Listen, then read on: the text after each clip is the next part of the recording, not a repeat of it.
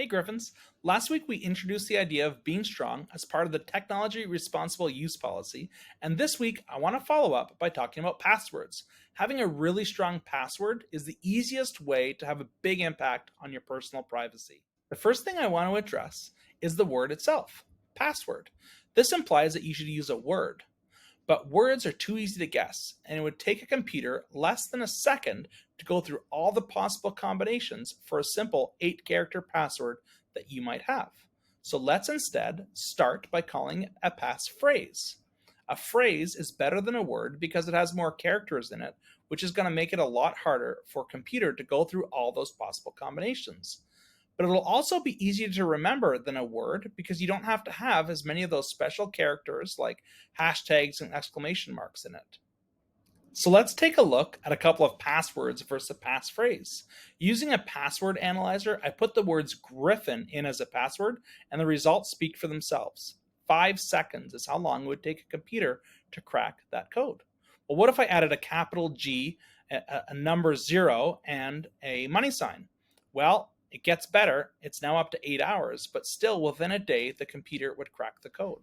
What if I put in a whole bunch of special characters like I did below? The results were the same, still 8 hours. So let's instead look at a passphrase. I like griffins with an exclamation mark. Well, it turns out it would take a computer 600,000 years to go through all the possible combinations for a password that long.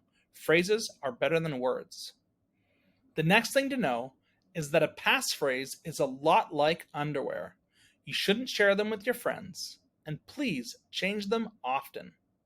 So let's take a look at how to do that. If you went into Google and you clicked on your person avatar on the top right, you'll find something called Manage Your Account. If you click on there, you'll be able to find a tab called Security. Once you hit the Security tab, you'll scroll down and find a password section. You'll click on that, and then you're going to be prompted for your current password. Once you enter your current password, you can then add your new password 2 times and hit Change Password. As for My School, it's the same. Look at the top right-hand corner of the screen. You'll see the person icon on the top. Hit the pencil beside your name, and you're ready to put in your current, followed by your new password 2 times, and then hit Save.